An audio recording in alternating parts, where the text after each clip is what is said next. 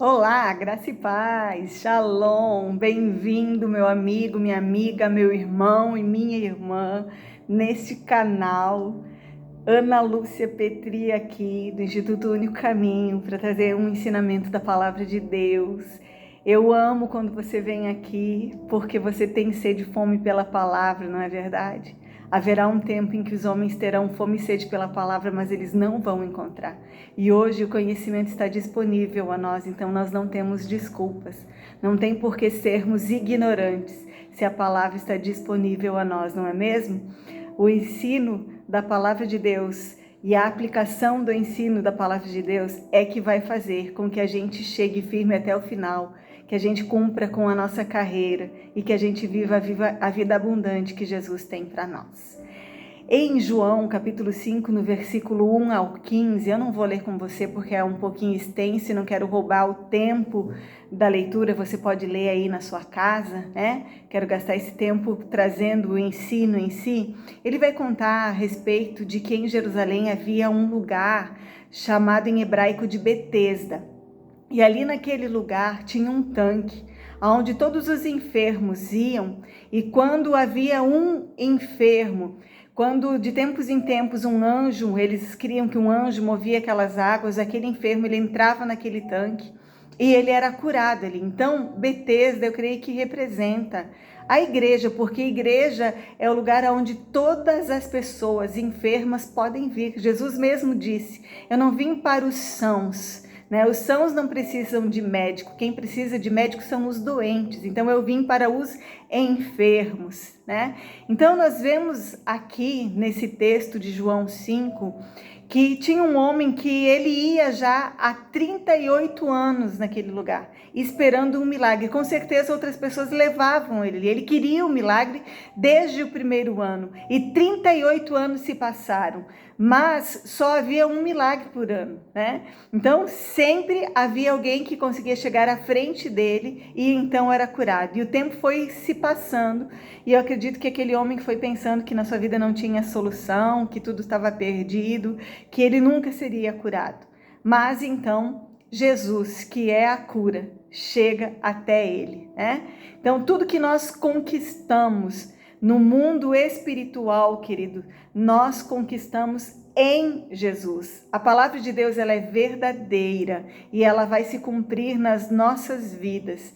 E Jesus, ele tem a provisão para todas as nossas necessidades. Jesus, ele é a nossa cura. E ele sempre nos cura. Ou ele nos cura num milagre instantâneo, ou ele nos cura através do médico, através do remédio, através de algum tratamento que nós fazemos, mas sempre é ele quem nos cura. O dia que ele não nos curar é porque chegou a hora dele nos levar para passarmos com ele toda a eternidade. Então, querido, o que vai anteceder o milagre é a nossa atitude, né? A transformação da nossa atitude, porque se nós agirmos sempre da mesma forma, nós não vamos conseguir resultados diferentes.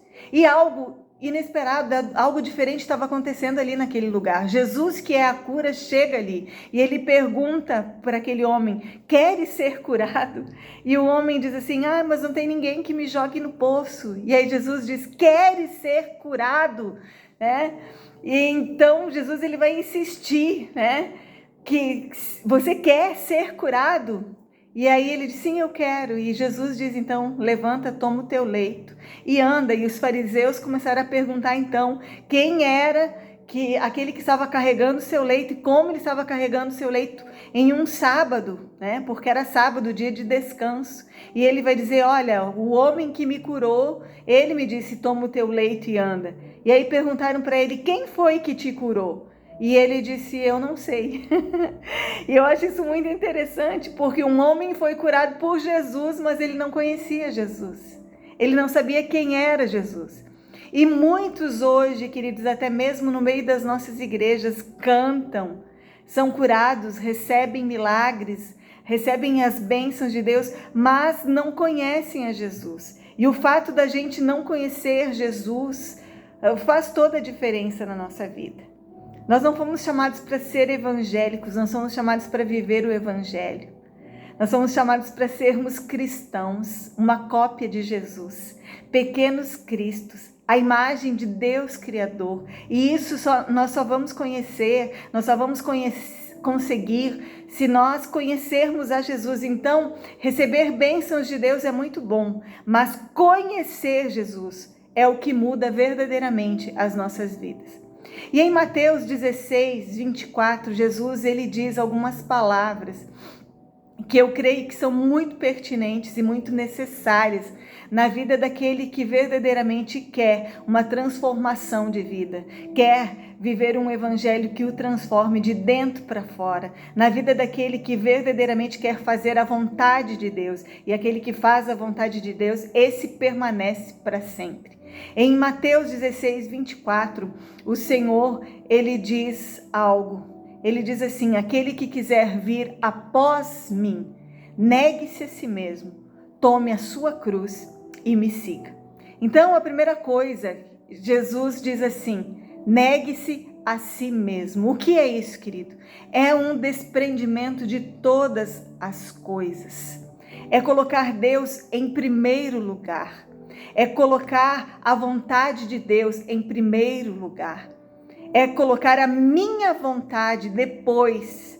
É pedir, é aquilo que Jesus fez no Getsêmani. Pai, se possível, passa de mim esse cálice sem que eu beba, mas seja feita a tua vontade e não a minha vontade.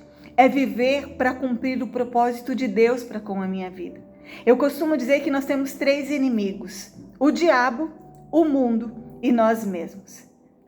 O diabo, a gente diz, sai em nome de Jesus, e em nome de Jesus ele sai. O mundo ainda exerce uma influência em nós, mas é uma influência de fora para dentro. Mas o nosso maior inimigo somos nós mesmos. E se nós entendermos isso e começarmos a negar a nós mesmos, a buscar não mais a vontade da nossa própria carne, nós vamos viver um evangelho que vai nos transformar de dentro para fora, não como o mundo de fora para dentro. Então, nós precisamos, em primeiro lugar, se quisermos ter um relacionamento com Deus, se quisermos cumprir o propósito de Deus, negar a nós mesmos. E aí ele segue dizendo: tomar a sua cruz. Querido, a sua cruz não é o seu marido, não é a sua sogra, não é uma doença, não é uma situação econômica, embora muitas vezes Deus use pessoas e Deus use situações para nos transformar, para nos provar e nos aprovar, para nos mudar, para nos melhorar em algumas áreas das nossas vidas, queridos. Tomar a cruz não é isso. Tomar a cruz é literalmente morrer. Jesus, ele disse certa vez em João 12, que se o grão de trigo caindo no solo não morrer, ele não produz fruto. Mas se ele morrer, ele produz muito fruto. Então, tomar a minha cruz literalmente é morrer para esse mundo, é morrer para o pecado, é morrer para fazer a vontade de Deus. No mundo existem 2 tipos de pessoas, queridos, e até mesmo no meio da igreja. Existem os mortos em delitos e pecados, e existem os mortos para o pecado. Mas os que são mortos para o pecado, aqueles que já foram crucificados juntamente com Cristo, como Paulo diz em Gálatas 2:20.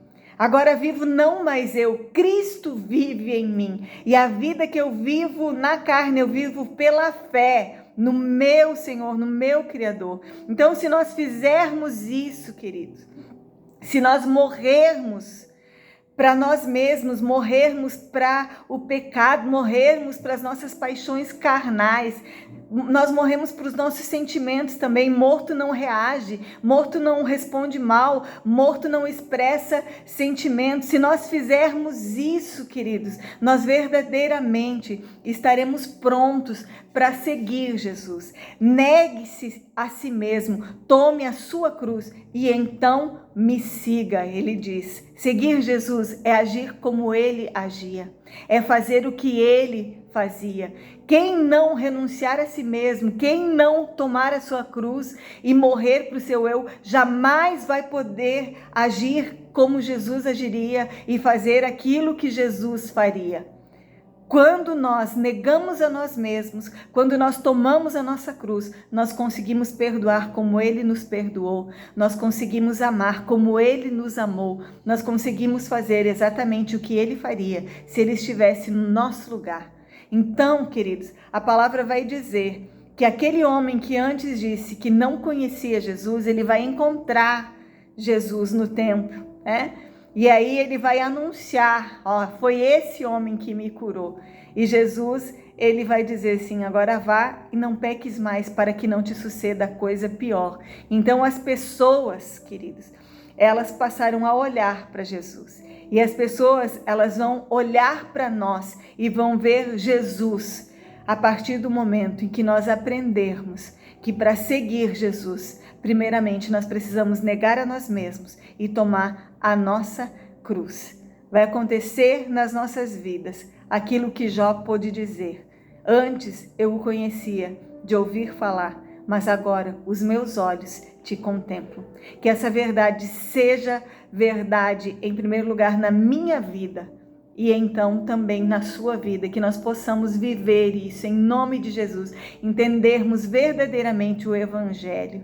Ser salvo, querido, não custa nada. Jesus, ele pagou um alto preço, mas para sermos discípulos isso custa tudo.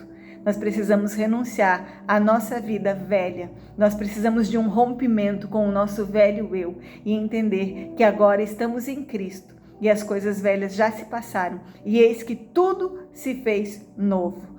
Em nome de Jesus, recebe essa palavra na sua vida, que ela se cumpra em você, que ela se cumpra em mim, que o nome do Senhor seja glorificado em nós, em nome de Jesus. E a gente conheça Ele e prossiga em conhecê-lo cada dia mais e mais para a honra e glória do seu nome. Eu amo a sua vida, meu irmão e minha irmã. Que o Senhor te abençoe e te guarde. Eu vou ficando por aqui e até o nosso próximo vídeo.